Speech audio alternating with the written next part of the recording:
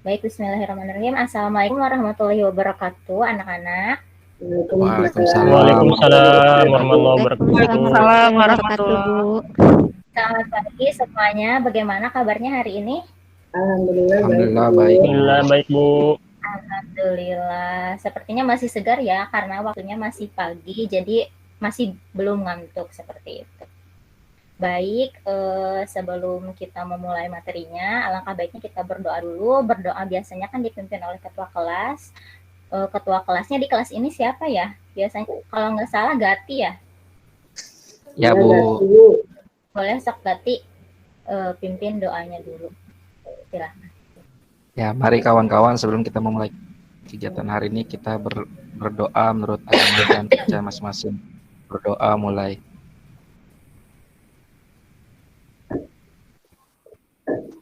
Berdoa selesai, beri salam. Assalamualaikum warahmatullahi wabarakatuh. Waalaikumsalam warahmatullahi wabarakatuh. Baik, sepertinya dilihat dari jumlah siswanya semuanya hadir ya. Tapi coba Ibu absen lagi untuk memastikan apakah memang hadir semuanya. Yang pertama Dianti Lestari. Hadir Bu. Gati Krisna. Saya, Bu. Gantri. Gantri Gantri ke ada? toilet, Bu. Kalau lagi ke toilet. Izin, Bu. Bu. Boleh Ike. Ike ada? Ada, Bu. Muhammad Amin Maulana ada? Hadir, Bu. Muhammad Rahman Syah. Hadir, Bu. Neneng Heri. Saya, Bu. Neza Margeta. Hadir, Bu. Pipih Kodaria. Hadir, Bu. Terakhir Umi Perwanti.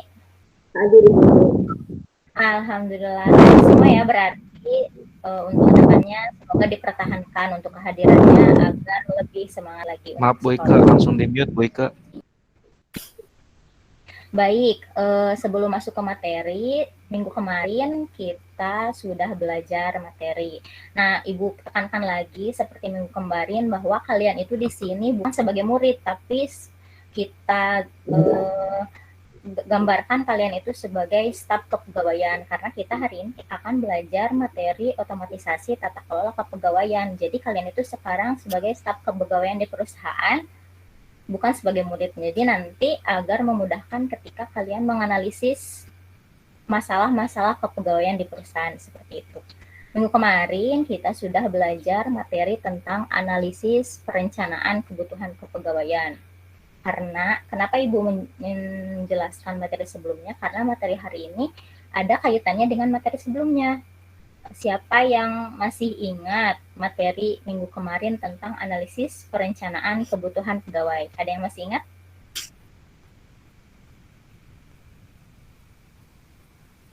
Coba kalau misalkan malu-malu tunjuk Saya, ya, Bu. Boleh.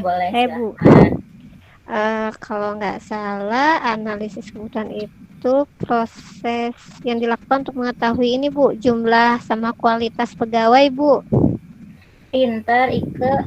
Jadi maksudnya itu analisis kebutuhan pegawai untuk mengetahui jumlah pegawai biar misalkan tidak kelebihan atau tidak kekurangan ya gitu. Iya itu. Iya betul, Bu, itu maksudnya. Tepuk tangan untuk semuanya. Nanti di akhir Ibu akan kasih nilai tambah ya buat Ike karena sudah bisa menjawab. Untuk yang lainnya Makasih, nanti Bu. lebih aktif lagi ya untuk berpartisipasi. Nah, Makasih, untuk Bu. mempersingkat waktu, Ibu akan lanjut ke materi selanjutnya. Kan kemarin kita sudah menganalisis nih, jangan sampai di perusahaan itu kekurangan pegawai atau kelebihan pegawai. Nah, sekarang materi selanjutnya kita akan melaksanakan prosedur pengadaan pegawai. Ada yang tahu tidak pengadaan itu apa? Pengadaan. Saya, Bu. Boleh, Pak. Saya, Bu. Boleh, Rahman Syah, bagaimana? Pengadaan itu berarti kita menyediakan kebutuhan sumber daya manusia, Bu, atau pegawainya, Bu. Kenapa kita sebagai staf kepegawaian harus melakukan kegiatan pengadaan, penyediaan pegawai? agar supaya kebutuhan pegawai di kantor tercukupi, Bu. Jadi semua pekerjaan bisa dilaksanakan dengan baik, Bu. Pinter, Rahmansyah, bagus. Terima kasih, nanti Ibu kasih nilai tambah ya. Makasih, Bu. Baik, sebelumnya karena Ibu di sini guru baru di SMKN Bantar Kalong ini, Ibu akan memperkenalkan lagi ya, takutnya kalian nanti lupa. Nama Ibu itu Tika Nafisa. Ibu ngajar guru produktif otomatisasi tata kelola perkantoran. Ibu juga nanti ketika kalian kelas 3 nih, Ibu akan menguji kalian karena Ibu sebagai asesor LSP. Nanti ujian kompetensi kalian itu Ibu yang akan menguji. Kemudian Ibu juga lulusan pendidikan manajemen perkantoran dari UPI.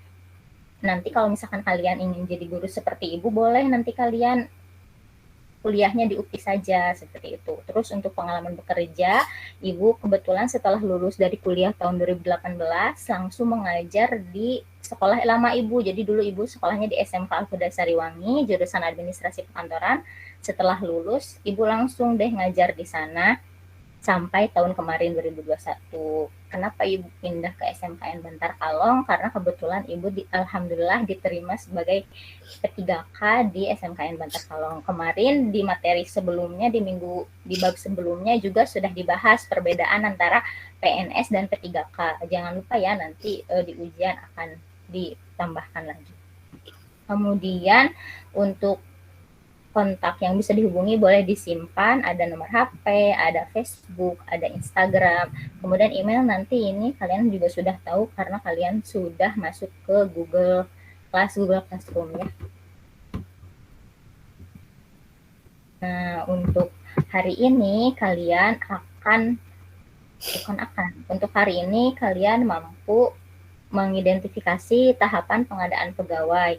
Pasti bisa. Kemudian melalui diskusi nanti juga kita antara Ibu dengan kalian mampu melaksanakan prosedur pengadaan pegawai seperti itu. Kemudian untuk kegiatan hari ini kalian disuruh untuk mengamati tayangan PowerPoint. Sekarang juga kan kalian sudah mengamati tayangan PowerPoint. Kemudian melakukan tanya jawab mengenai prosedur pengadaan pegawai. Untuk tanya jawab nanti Ibu akan kasih nilai tambah untuk yang aktifnya. Kemudian nanti di akhir Ibu akan menyuruh kalian membentuk kelompok 4-5 orang. Kemudian mengerjakan LKPD mengenai analisa permasalahan. Kemudian mempresentasikan hasilnya secara berkelompok. Terus untuk sumber belajarnya ada modul ajarnya boleh kalian download di Google Classroom. Kemudian selain modul ajarnya ada internet, boleh nanti kalian untuk mengerjakan tugas kelompoknya mencari lewat internet untuk mempermudah. Tapi untuk sekarang tidak boleh dulu ya menggunakan HP, boleh disimpan HP-nya di tas atau di saku seperti itu. Nah, untuk penilaian pembelajarannya ada 3, ada sikap, ada pengetahuan, ada keterampilan. Sikap kalian selama proses pembelajaran dari awal sampai akhir akan Ibu periksa, akan Ibu cek apakah sikap kalian itu bagus atau tidak. Jadi tidak boleh gaduh, harus tetap kondusif, harus aktif seperti itu. Untuk pengetahuan nanti Ibu sediakan tes tertulis, pilihan ganda dan esai di akhir. Kemudian untuk keterampilan nanti Ibu berikan secara berkelompok, diskusi, kemudian hasil dari diskusi tersebut kalian presentasikan seperti itu. Nah, di sini untuk hari ini kalian akan mempelajari materi pengertian pengadaan pegawai, kemudian prosedur pengadaan pegawai, di mana prosedur pengadaan pegawai itu ada 4, ada perencanaan kebutuhan, ada rekrutmen, ada seleksi, kemudian ada pengangkatan, orientasi, dan penempatan. Nah, di sini kenapa kita sebagai staf kepegawaian harus mengetahui prosedur pengadaan pegawai? Tadi sudah dijawab ya oleh Rahmansyah. Jadi untuk mengetahui posisi yang kosongnya itu harus diisi oleh pelamar seperti itu. Nah, coba di sini ada kasus, kita pecahkan bersama-sama. Coba dibaca ya. Di perusahaan terdapat pegawai yang meninggal dunia. Otomatis posisi pegawai tersebut kosong dan harus segera ditempati. Menurut kalian, hal pertama apa yang harus dilakukan perusahaan khususnya kalian itu sebagai staf kepegawaian untuk mengisi posisi pegawai yang meninggal dunia itu, bukan pensiun, maaf, untuk meninggal dunia. Bagaimana? Coba siapa yang bisa? Coba analisis dulu.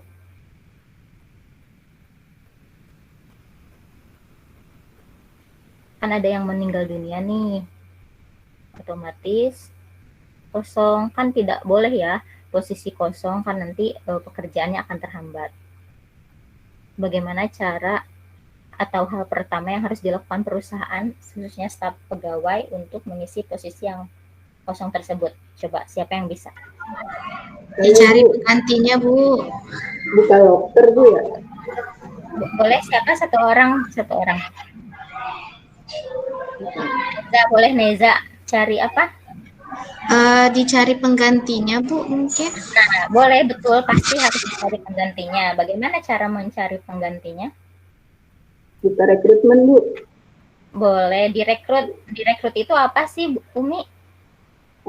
Mencari pegawai baru melalui lowongan kerja yang disebarkan melalui berbagai media mungkin ya, Bu, ya? Oh, betul. Berarti kita harus membuat lowongan pekerjaan dong ya. Ya, betul. Baik, jadi ketika ada pegawai yang meninggal dunia, yang pensiun, atau memang yang berhenti bekerja, maka otomatis kita sebagai staf pegawai harus segera merekrut atau mencari pegawai baru seperti itu, dengan cara kita membuat lowongan pekerjaan kepada masyarakat luas. Pintar semuanya. Terima kasih Umi dan Neza atas jawabannya. Baik, karena sudah memecahkan kasus, coba pertama di sini ada pengadaan pegawai. Tadi juga kalian sudah menjawab bahwa pengadaan pegawai itu kegiatan mengisi formasi atau mengisi jabatan yang diperlukan, di mana kenapa harus diisi? Karena ada pegawai yang berhenti, ada yang pensiun, ada yang meninggal dunia, atau demi perluasan organisasi. Maksud perluasan organisasi di sini biasanya karena perusahaan tersebut membuka cabang, otomatis membutuhkan karyawan yang lebih banyak, seperti itu. Kegiatan pengadaan harus dilaksanakan sesuai dengan kebutuhan, baik mutu, jumlah, maupun kompetensi jabatan. Tapi kalian harus pahami bahwa pengadaan pegawai ini tidak boleh sembarangan atau asal-asalan, tapi harus dilihat dulu jumlahnya butuh berapa. Kalau misalkan butuh 2, berarti kita hanya melamar 2 orang, jangan sampai lebih dari 2 orang. Kemudian mutunya, maksud mutu di sini kriterianya harus sesuai. Kalau misalkan membutuhkan bagian administrasi, berarti lulusannya itu harus lulusan administrasi, jangan dari lulusan teknik. Itu. Jadi kalau misalkan ada yang butuh administrasi, kalian cocok nih karena kalian juga sekolahnya jurusan administrasi, seperti itu. Nah, untuk pengertian pengadaan kepegawaian sudah, kita langsung lanjut ke prosedur. Untuk prosedur tadi ada 4: perencanaan kebutuhan pegawai, rekrutmen pegawai, seleksi, pengangkatan orientasi, dan penempatan. Untuk pertama kita masuk ke perencanaan kebutuhan. Sebenarnya ini diulas sedikit masuk sebelumnya, sama dengan materi minggu sebelumnya yang tadi oleh Ike jelaskan, yaitu analisis perencanaan kebutuhan. Kenapa kita harus merencanakan kebutuhan? Untuk mengetahui apakah ada karyawan yang kurang atau tidak ada, seperti itu di sini. Jadi agar sesuai kompetensi perlu dilakukan perencanaan terlebih dahulu. Selanjutnya rekrutmen. Tadi selain Umi, ada yang tahu tidak rekrutmen itu apa? Rekrutmen, prosesnya itu seperti apa sih rekrutmen? Coba, ada yang tahu? Ayo. Saya Bu, mau dapat nilai tambah saya Bu. Boleh, cepat ganti apa? Ya berarti dari namanya aja berarti merekrut Bu. Mulai dari buka lowongan pekerjaan, kemudian ada wawancaranya nanti Bu. Diwawancara, tujuannya diwawancara itu buat apa? Biar menggali kompetensi karyawannya Bu. Jadi harus mencari yang benar-benar sesuai ya, biar misalkan nanti kita tidak salah pilih ya, Gati. Iya Bu. Betul, Ibu catat ya, Gati. Terima kasih Gati sudah menjawab. Baik, di sini betul ya, Gati, rekrutmen adalah proses menarik. Jadi mengambil pelamar pekerjaan menggunakan metode perekrutan untuk mengumpulkan para pelamar pekerja untuk diseleksi dalam upaya memenuhi kebutuhan pegawai pada suatu perusahaan organisasi. Kemudian di sini ada metodenya, tadi kan dijelaskan sesuai dengan metode. Metodenya itu ada metode terbuka, ada metode tertutup.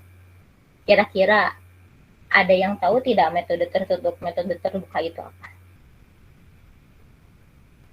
Rekrutmennya itu tertutup. Ada yang terbuka. Coba.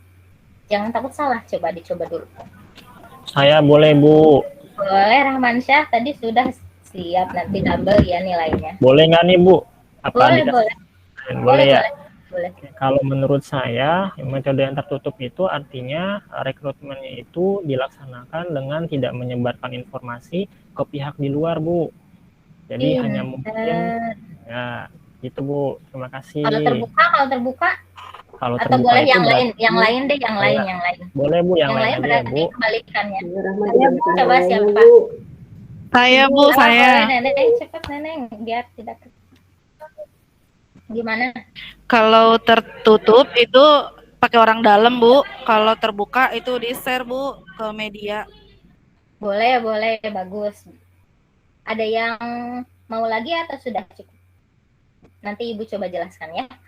Tadi betul untuk yang Rahmansyah sama Neneng bilang metode tertutup itu jadi rekrutmennya itu tidak disebarluaskan ke masyarakat, tapi biasanya mencari dulu yang dari internal, yang dari dalam perusahaannya. Misalkan contoh mutasi gitu, naik jabatan. Ada yang bagus nih karyawannya rajin, terus ada butuh lowongan yang lebih tinggi, nanti boleh di naik jabatannya, atau misalkan atas rekomendasi tadi betul orang dalam, atas rekomendasi orang dalam, jadi tidak perlu disebarluaskan, ditanya dulu kepada karyawan yang bekerja di sana, ada rekomendasi tidak karyawan yang bagus gitu, nanti suruh bekerja di sini gitu. Kalau metode tertutup, kalau metode terbuka biasanya karena karyawannya itu membutuhkan banyak, otomatis harus disebarluaskan ke masyarakat banyak. Jadi nanti membuat lowongan pekerjaan, membuat iklan lowongan pekerjaan maksudnya gitu. Pinter semuanya ya. Lanjut. Nah, di sini karena dari tadi kita sudah membahas lowongan pekerjaan, kita sebagai staf kepegawaian harus bisa membuat iklan lowongan pekerjaan. Bagi sebuah perusahaan yang sedang membutuhkan karyawan di bidang tertentu, memasang iklan lowongan pekerjaan merupakan cara terbaik untuk mencari kandidat karyawan yang dibutuhkan. Fungsi iklan ini sebagai pemberitahuan kepada masyarakat umum bahwa perusahaan membutuhkan karyawan dengan spesifikasi sebagaimana yang sudah dijelaskan. Hal-hal yang harus diperhatikan ketika membuat iklan lowongan pekerjaan. Kira-kira ketika membuat iklan lowongan pekerjaan, apa yang harus diperhatikan? Pernah lihat tidak iklan lowongan pekerjaan? Coba. Pasti pernah ya. Nah, Bu. Biasanya di iklan lowongan pekerjaan ada apa saja? Syarat-syaratnya, Bu. Syarat-syaratnya, contohnya misalkan gimana? Misalnya lulusan S1, pendidikannya. Lulusan S1. Ya, kualifikasi, Bu. Tinggi badannya misalkan ya. Umurnya ya. Posisinya, Bu. Pinter. Semuanya berarti udah tahu ya. Coba di sini kita lihat. Nah, di sini untuk iklan lowongan pekerjaan itu yang pertama buat judul singkat, misalkan contohnya dibuka lowongan pekerjaan yang besar ditulis. Kemudian harus ada logo dan nama perusahaan juga. Karena kan biar orang lain tahu atau masyarakat tahu nama perusahaannya apa. Kemudian cantumkan deskripsi pekerjaan singkat, misalkan contoh staf admin atau staf IT seperti itu. Persyaratan dan kriteria pelamar yang dibutuhkan. Tadi betul ya, seperti lulusan SMK, minimal SMK, minimal S1, minimal D3, atau misalkan tinggi badannya untuk laki-laki berapa, untuk perempuan berapa, kemudian umurnya minimal 18 tahun biasanya sampai, atau misalkan mampu menguasai Microsoft Office Word seperti itu. Jika dibutuhkan, tentukan lokasi kerja atau penempatan di seluruh Indonesia misalkan. Gaji dan fasilitas, biasanya kalau gaji dicantumkan lebih semangat nih para pelamar untuk melamar, jadi biasanya wajib dicantumkan gaji atau fasilitas. Kemudian bagaimana cara melamar, biasanya dicantumkan email atau link yang bisa diakses oleh calon-calon pelamar seperti itu. Nah, di sini ada contoh lowongan pekerjaan yang tadi. Di sini ada lowongan administrasi, kemudian di sini ada lowongan staf IT. Nah, di sini ada persyaratannya, pria, wanita, pendidikan minimal SMA atau SMK, usia 18 tahun, bisa bekerja dengan tim, dan lain-lain. Persyaratan yang dilampirkan ada fotokopi KTP, fotokopi kartu keluarga, dan lain-lain. Pokoknya ini contoh lowongan pekerjaan. Nanti kalian boleh cari contoh lowongan pekerjaan di internet juga banyak ya.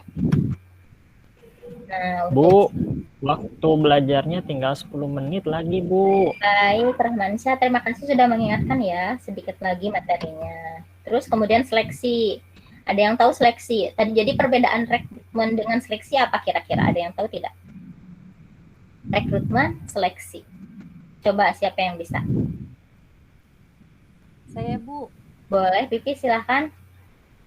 Kalau rekrutmen itu pengangkatan pegawai ya, Bu. Kalau seleksi itu tesnya ya, Bu. Tes yang harus dilalui ketika ingin menjadi pegawai. Seperti itu bukan, Bu? Boleh, Pipi pintar. Tepuk tangan dulu anak-anak. Nah, nanti dikasih nilai ya. Jadi, betul. Jadi untuk rekrutmen itu penarikan pelamar dari hasil lowongan pekerjaan. Nah, setelah direkrut, sudah ada nih beberapa, misalkan 10 orang yang melamar, baru nanti tahap selanjutnya itu diseleksi. Seleksi itu nanti diadakan prosesnya, tesnya seperti itu. Dari mulai ketika melamar pekerjaan sampai keputusan penerimaan itu apakah layak diterima atau tidak. Nah, di sini prosesnya tadi yang disebutkan oleh Vivi. Yang pertama itu harus menyusun tim seleksi. Jadi ada timnya, kalian ya sebagai staf pegawai itu menjadi tim seleksi. Kemudian menyusun kriteria seleksi. Kemudian mengelompokkan data pelamar, misalkan contoh yang usianya berapa dikelompokkan, yang lulusan S1 dikelompokkan, yang SMK dikelompokkan. Kemudian melakukan seleksi administratif, yang sesuai diterima, yang tidak sesuai berarti tidak lolos. Kemudian melakukan tes biasanya tes tulis, kemudian ada wawancara, kemudian ada tes kesehatan, biasanya kan kalau misalnya yang sakit tidak boleh ya. Kemudian yang terakhir itu setelah melalui beberapa tes, melakukan pengumuman hasil seleksi. Jadi dari 10 orang itu belum tentu 10 orangnya diterima, tapi dipilih yang paling terbaik seperti itu.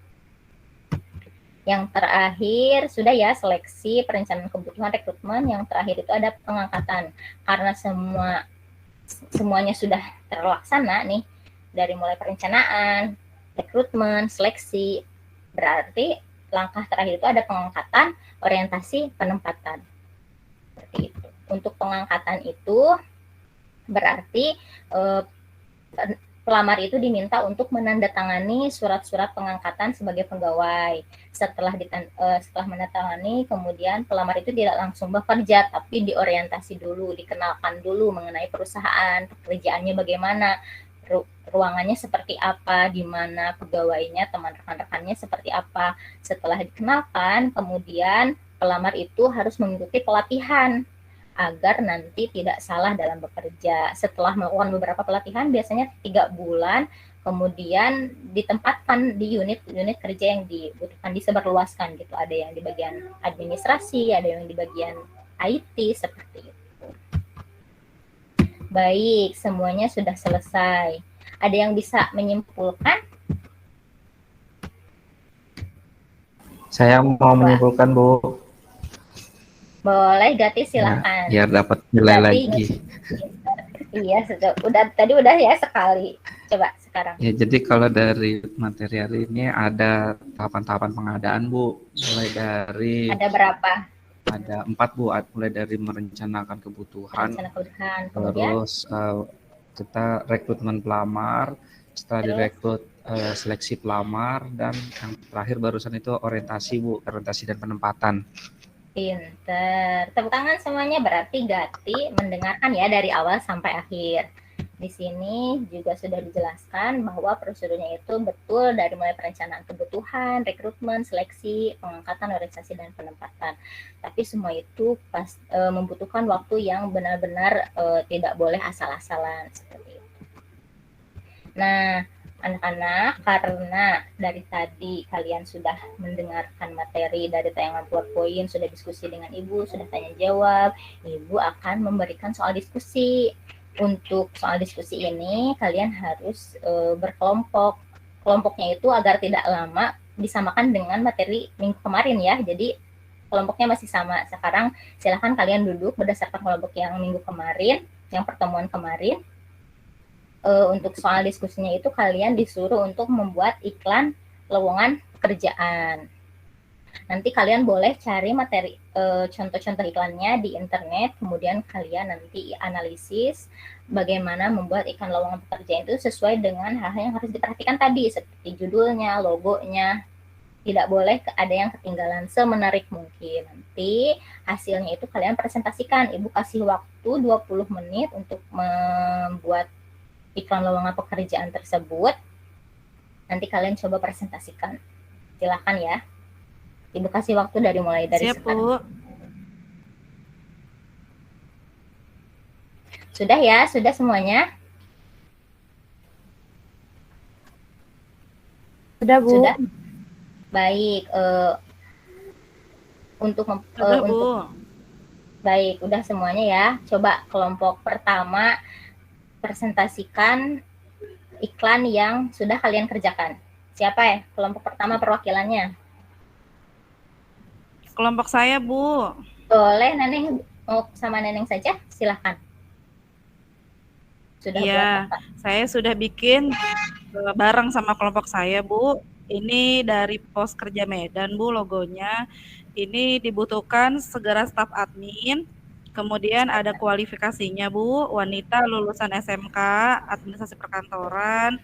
Kemudian usianya 18 sampai 23 tahun. Dapat bekerja dalam tim, dapat mengoperasikan komputer, berpenampilan menarik, disiplin, jujur, dan bertanggung jawab. Terus lamarannya diantar ke Jalan Sembada Gang Sekata, Bu, nomor 12. Kontak personnya di 0812 6447 845. Nah, paling lambat, Bu, ada notnya nih, Bu, di bawah lowongannya. Paling lambat 1 minggu setelah iklan terbit. Nah, untuk info selengkapnya bisa dibaca di websitenya punya Pos Kerja Medan. Itu, Bu, dari kelompok saya, Bu. Baik, nanti tugasnya dikirim ya di Google Classroom, Neneng. Baik, Bu, siap. Baik, untuk terima kasih untuk kelompok 1, tepuk tangan semuanya. Sekarang untuk kelompok 2, kelompok 3, baik, presentasi sudah selesai. Selanjutnya, kalian disuruh untuk mengerjakan LKPD. Tadi Ibu sudah mengatakan bahwa kalian akan disuruh mengerjakan pilihan ganda dan esai ini. Untuk linknya silakan kalian akses. Nanti setelah selesai boleh lapor ke Ibu. Kemudian untuk pengerjaannya Ibu kasih waktu 5 menit. Sudah ya semuanya? Sudah, Bu. Bagaimana Sudah, soalnya? Bu. Sudah paham, Bu. Bisa, Bu. Gampang Bisa, ya, Bu. tadi juga kan Mudah. materinya gampang ya. Baik, karena untuk materi selanjutnya minggu depan ya, untuk materi minggu depan kita akan lanjut ke materi sumpah atau janji pegawai. Nanti kalian harus bisa membacakan sumpah janji pegawai PNS. Seperti itu ya. Boleh? Ya, Bu. Nanti Baik, Bu. kalian coba baca-baca materinya mengenai sumpah janji pegawai agar nanti kalian ada gambaran di minggu depan. Baik, terima kasih. Alhamdulillah untuk hari ini pelajaran sudah selesai. Terima kasih semuanya anak-anak sudah aktif berpartisipasi. Mohon maaf apabila selama pembelajaran Ibu banyak kata-kata yang salah atau ada anak-anak yang tidak aktif. Nanti untuk kedepannya lebih aktif lagi. Sebelum ditutup, mari kita berdoa dulu dipimpin oleh ketua kelas lagi. Gati, silakan pimpin untuk menutupnya. Ya, baik. Mari kawan-kawan kita mengakhiri pembelajaran ini dengan berdoa menurut agama dan kepercayaan masing-masing. Berdoa mulai. Selesai beri salam. Assalamualaikum warahmatullahi wabarakatuh. Assalamualaikum warahmatullahi wabarakatuh. Waalaikumsalam warahmatullahi wabarakatuh. Terima kasih anak-anak. Sampai jumpa di minggu depan ya di pertemuan selanjutnya. Assalamualaikum. Makasih Bu Tika. Terima kasih Bu. Waalaikumsalam Ibu, terima kasih Bu Tika. Waalaikumsalam. Terima kasih Bu Tika.